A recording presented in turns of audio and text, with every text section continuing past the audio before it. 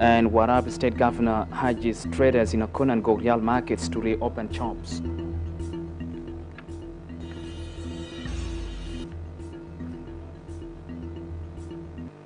Hello and welcome to Ssbc 1 p.m. News, coming to live in the national capital, Juba, with me, Abraham Aken. We thank you all for joining us. We begin our news this hour at the Presidential Palace, where Unity State Governor Riek Bimtop has appealed to the country's top leadership to address gaps in essential services and key infrastructure devastated by persistent flooding that has limited access to the most needed services through the region. In his outlined plans to address these challenges, Governor Top emphasizes the need for strengthened collaboration among leaders in the oil industry to devise more accessible oil policies that encourage investment in health, education, and infrastructure to ensure connectivity and economic integration in the state. President Salva Kiir Mayardit, during the meeting, reassured the governor of his unwavering commitment to supporting state service delivery efforts.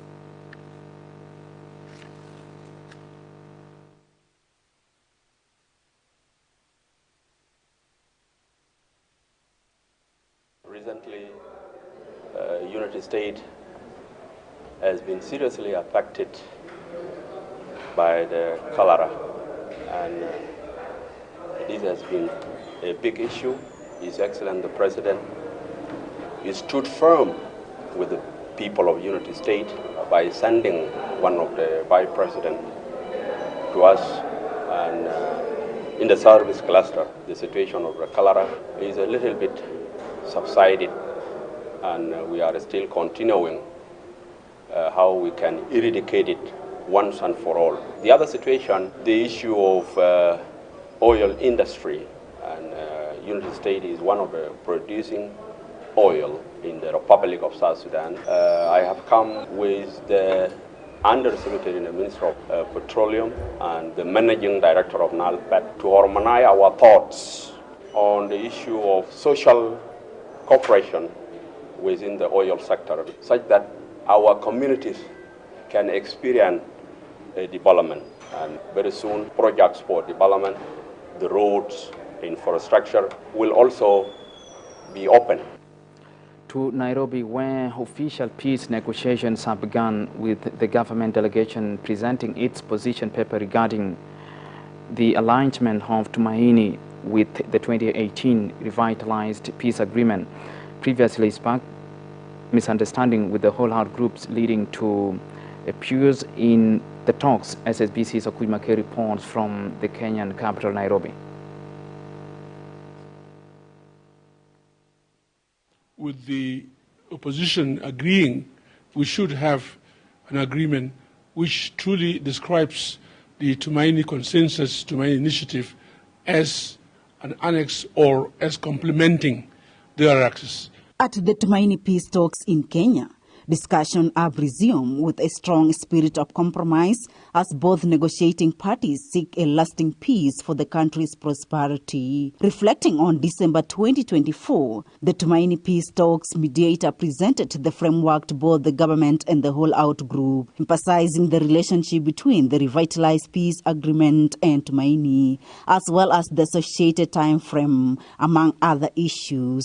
So what we have decided to do is to identify areas of common understanding and areas of points of differences. Those differences were distilled into about 4 agenda items, which are now contained in the draft framework. So the parties will now focus on the draft framework. This is where I say now we are embarking on the substantive issues. And the government will now get its opportunity to deliver comprehensive response to the draft framework. They can do it using their position paper, which they said were denied last year. So therefore, everything is good to go. The government of the National Unity presented its position on the protocols, aiming to align them with the main consensus and agreement on conflict resolution.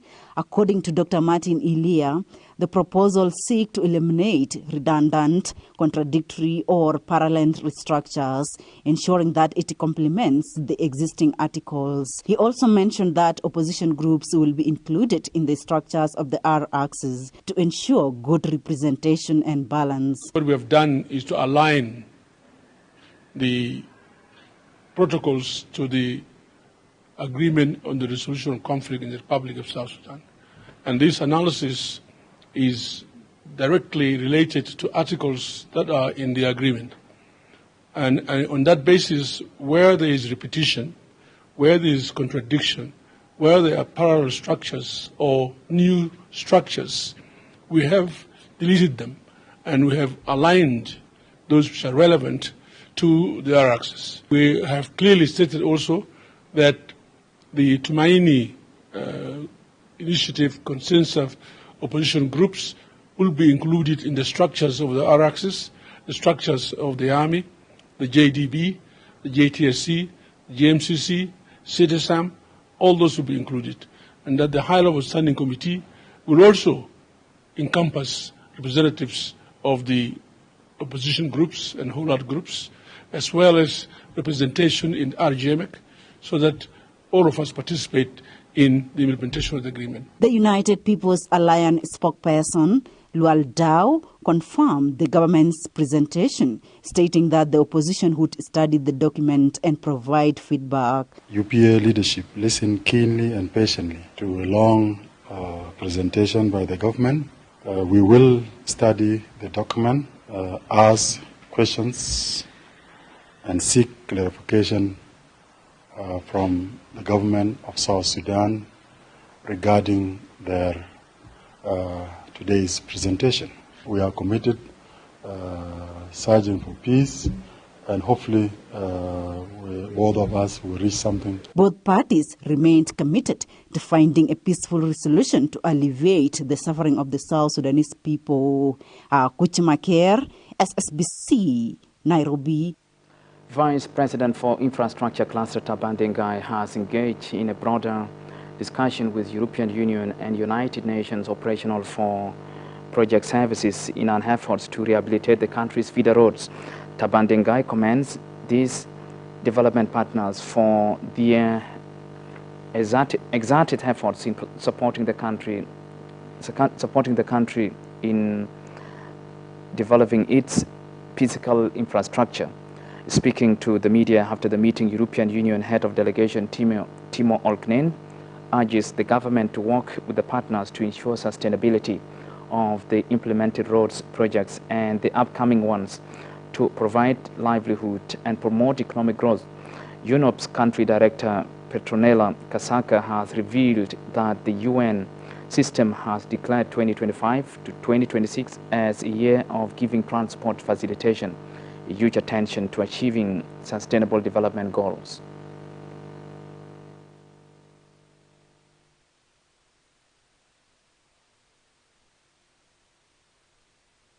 From our point of view, what is extremely important in looking at infrastructural development are the issues about sustainability, how you make sure that these investments also will last and stay there for future generations to come.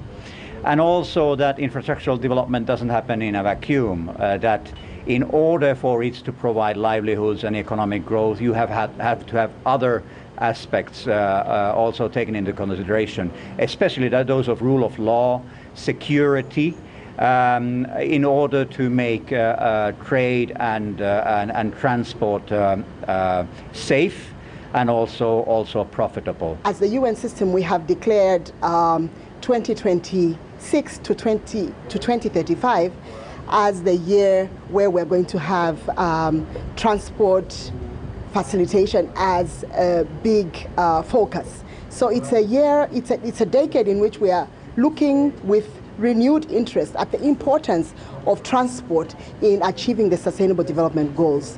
Talking to the Vice President, it is very clear that a country like South Sudan is going to require a very concerted effort in putting the resources together and bringing the right people to the table to ensure that we are all creating infrastructure that is sustainable, inclusive, and goes to ensure that all the goals that we are working to achieve in South Sudan. Vice President Hussein Abdelbagi Akol has assured the Sudanese nationals residing in the country of their safety, saying the security situation is normal and urged them to resume economic activities. Abdelbagi made this comment on Tuesday in a meeting with Sudanese Ambassador Haitham Mohamed. Ayuel Ringarob reports.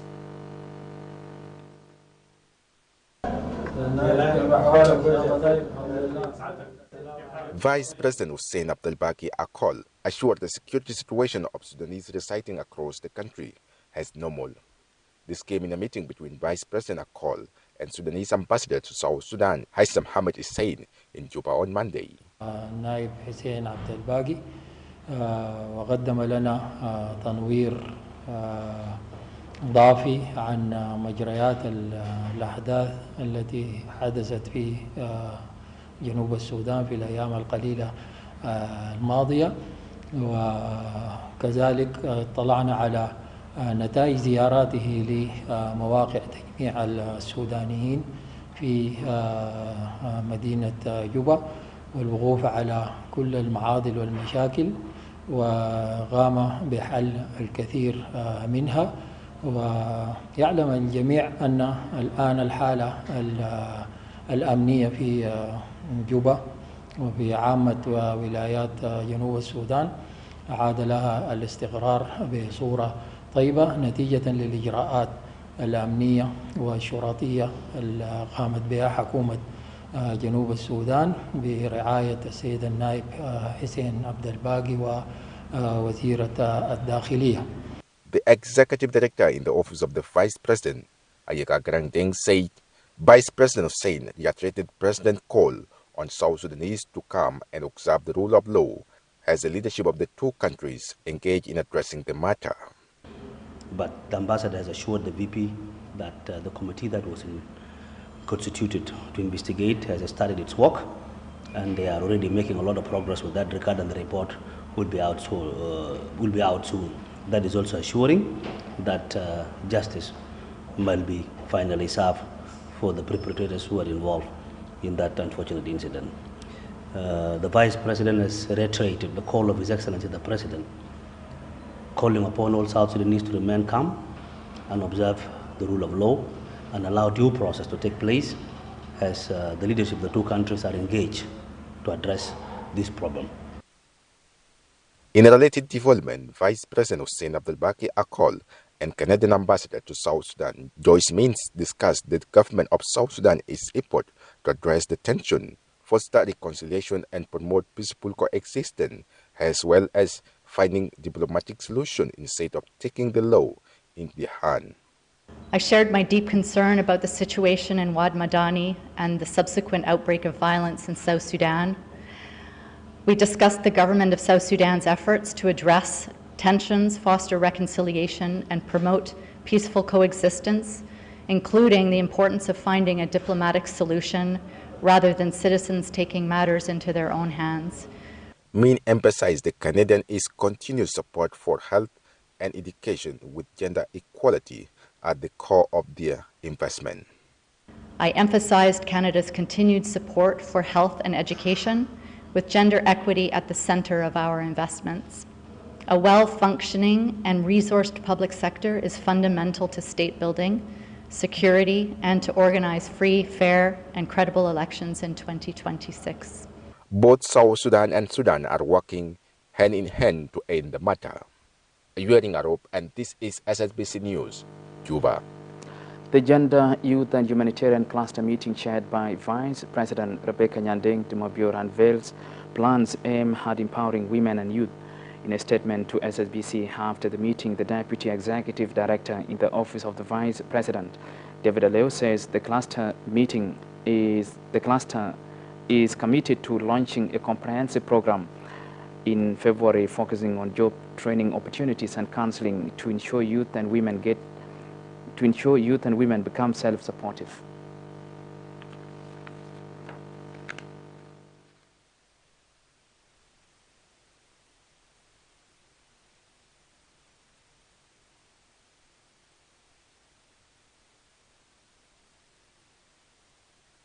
Her Excellency the Vice President, Madam Rebecca Nyandeng de Mabir, at a meeting with the Minister of Youth and Sport, Minister of Gender, and Minister of Labor to discuss Women and Youth Leadership Program that is going to be launched in February. This program is going to empower young people in this country on issues of internship, on issues of job training, and also guiding and counseling. It is a government project funded by UNDP that will encourage young people, really the young graduates from the university to have skills for job and also to get opportunities of employment with partners, private sector, and other institutions that are employing young people. So the meeting went very well, and it is something that the government and the partners need to work together. We appreciate UNDP and the institution.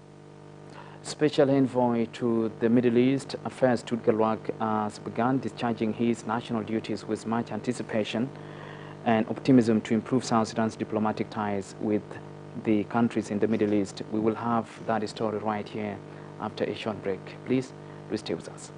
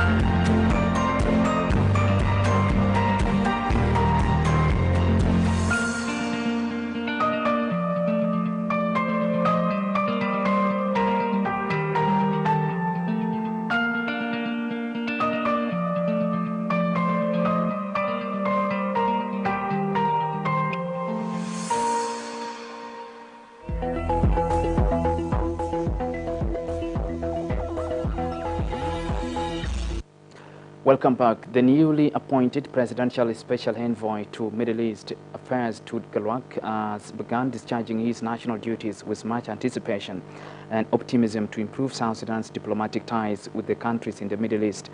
Addressing a function conducted to appreciate President Salva Kiir's decision to appoint him as his special envoy, Tut Galwak says he will serve diligently to advance South Sudan's interest in West Asia. Gore Anthony reports.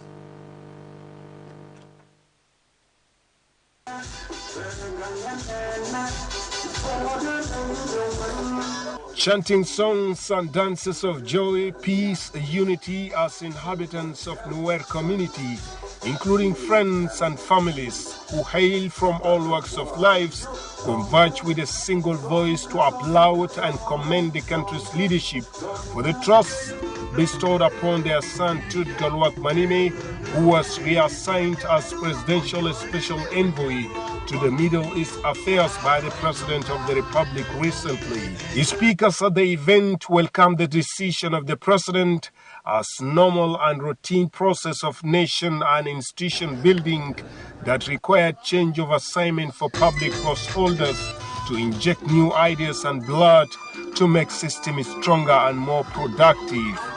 On behalf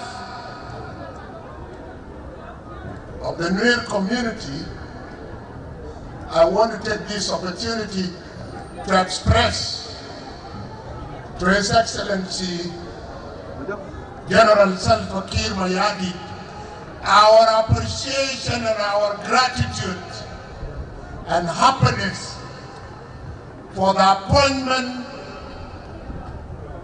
of our son, a man who have served his people, the Nuer community, the people of South Sudan, and the leadership of the Republic of South Sudan, General Tut Galua Menemen.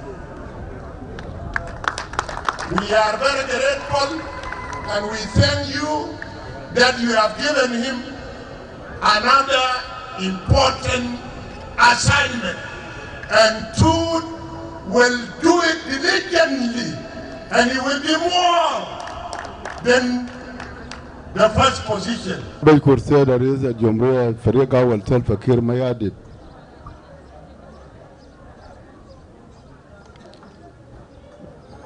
بتعيينه أكو ولده جنرال توت كالواك لمبوظ بتاع الكاس للدول العربية. Tut Galwak is being assigned as a special presidential envoy to Middle East affairs to handle the decades of bolstering political, social, economic, and security relations between South Sudan and more than 10 countries in the Middle East, including United Arab Emirates, Qatar, Saudi Arabia, Kuwait, Bahrain, Yemen, Israel, Jordan, Iraq, among others.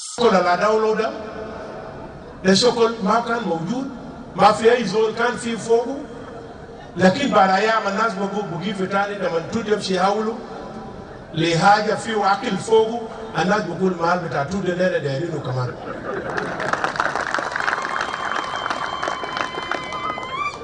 أكل ده بيطلع وزول، الزول ده بيطلع أكل ده ما بيقام السماء.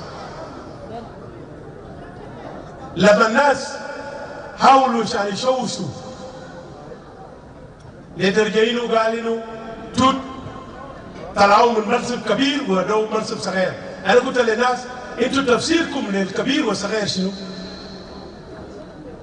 التفسير بتاعي للكبير والصغير ده شغل اللي بيعملوا فيه أي منصب. ما في منصب كبير وما في منصب صغير. ممكن تخلي المنصب بتاع رئيس الجمهورية ده أنت بتقدر تفهمه ده كبير بالمعنى بتاعه لأنه ده أعلى نمرة 2 بالنسبة للدولة. لكن أي شغل ثاني بنوقف على سب قدرة بتاع الزول العدو شغل ده. أنا قلت توت ما نزلوا أدو شغل يمكن أكبر من شغل اللي طلع منه.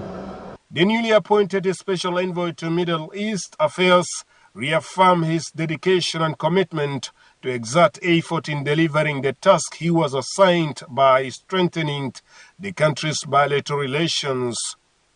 Tut Galwak Manime was presidential advisor on national security affairs for more than 10 years and was also the chairman of National Transitional Committee until the time of his relief on 10th of January 2025 via presidential decrees.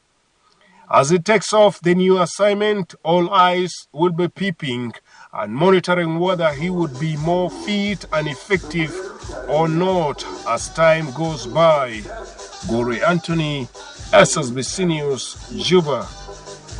Now, with just 21 months remaining before elections, the National Election Commission is preparing to launch voter registration and education campaigns, while also mobilizing funds to support these electoral efforts ahead of the 2026 elections.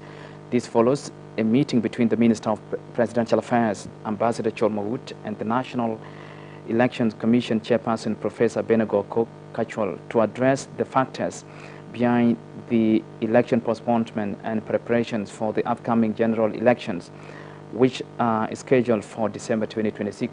Professor Cook underscored the need to ensure informed participation among voters during the elections as the country takes a significant steps closer to realizing its post-independence democratic elections at the conclusion of the transitional period, paving the way for prosperity. Discuss with the Minister of Presidential Affairs issues related to the Election Commission preparation. It is obvious that the election has been extended to December 2026. Hence, we are starting to prepare way forward. So it is obvious that the election can't be done unless all the procedures are put into plan. That is why it is called election process. So we met the minister and we shared with them so many issues, and it was so positive to us. And we are looking forward for further cooperation to implement. A 5-day training on project proposal writing organized by the Ministry of Water Resources and Irrigation in collaboration with Save the Children and Hydrosealing Africa has concluded in the national capital, Juba. The training aims at providing the participants with advanced project proposal writing skills that would swiftly attract funding from partners. In his closing remarks, Minister Palmaideng directs the participants to begin writing project proposals based on the knowledge acquired.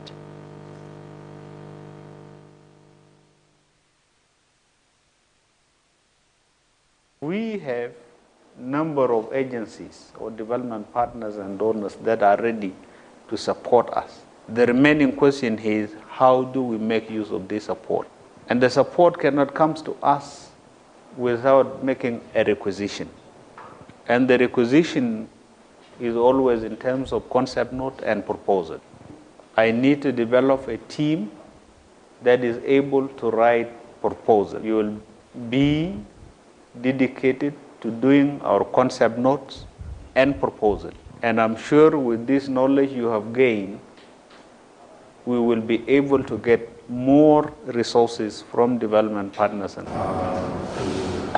attend this meeting of this very important training.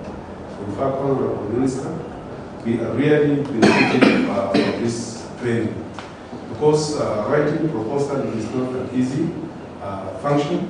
This training, we obtained it today. It is very important. We need to take it seriously and complete what we have learned from this training. We need to keep writing proposals.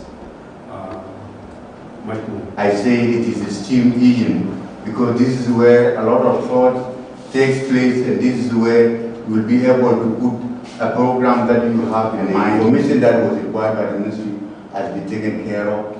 This team that is here is able to implement the intention of the ministry for that case. Thank you for the opportunity that you. Central Equatoria state authorities have commended the security agencies for their tremendous work in maintaining law and order in the state during the protest by the South Sudanese against the torture and brutal killings of South Sudanese by Sudan armed forces in the city of Wat Medani recently. During the meeting, Governor Agustino Jadalawani urges the citizens not to take law into their own hands and assured the government's commitment in handling the barbaric killings of South Sudanese by the Sudanese soldiers. Central Equatoria State Minister of Local Government and Law Enforcement Agencies, Leon Abe Brown, briefed the media on the outcome of the meeting.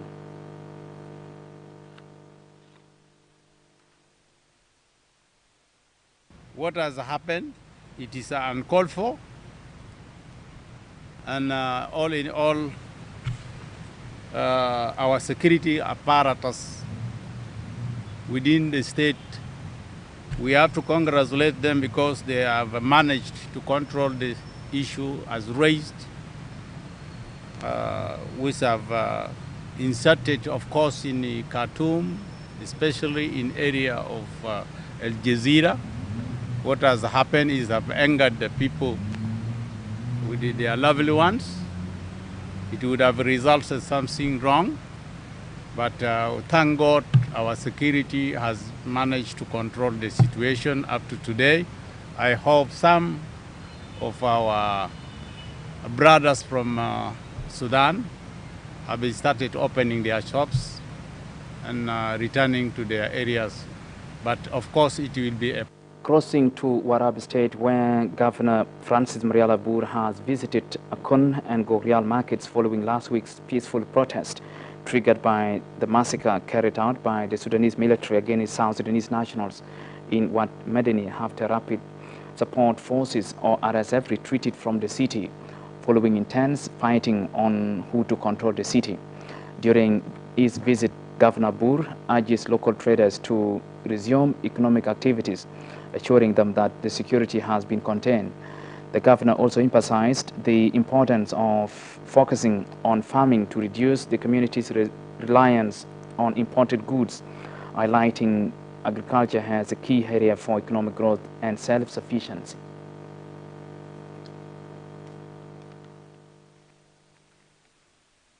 This is Gorial market, which was looted 2 days ago. And I went to Akun, and I came this morning to check exactly how many shops were totally looted and how many shops were secured. So I got the shops built with concrete materials are not looted, but those Mahali, really our Mulo looted. So many shops which are very concrete are not looted, but the few looted are all already built with these simple materials. With this, I saw people of Gorial town really paid a very good work.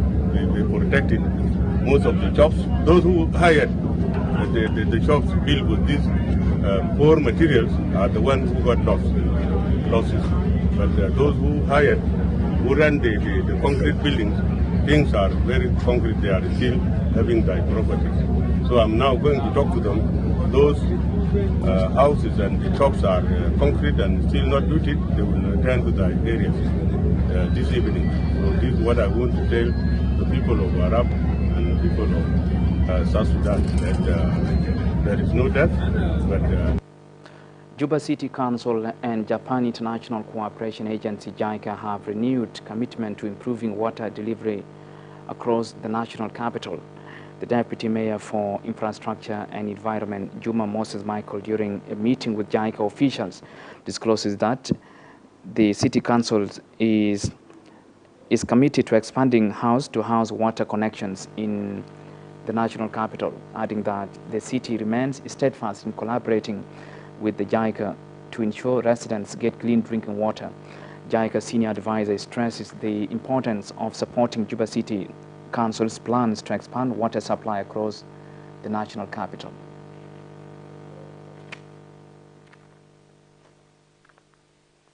Today we received a JICA delegation from headquarters in Japan and their colleagues in Juba office, and we discussed a number of issues regarding to the development of the city, specifically measuring in the areas of water and sanitation. And we have got a very fruitful discussion. First of all, I would like to thank the JICA administration. Our partnership with the JICA, it has been one of the best partnerships. We are able to partner with them in a number of areas. And today, their visit was specifically to discuss about expansion of water projects within Juba. We also discussed about them coming in to expedite the process of house-to-house water supply. We are today meeting with the JICA team dealing in water sector.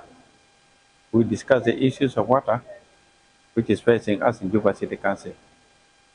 The target is the kiosk, which they are going to improve the water supply to our citizens. We like to say thank you to our JICA, which always support us, the people of South Sudan, with regard to all the services which is needed to our people. So the meeting, we discussed the need from Juba City Council to help them in developing the master plan of Juba so that they can work based on that master plan. We also discussed the coordination of activities related to water management, Juba City Council. And that story brings us to the end of our news. From me, Abraham McKen, and the whole team here, we thank you all for watching. Bye-bye.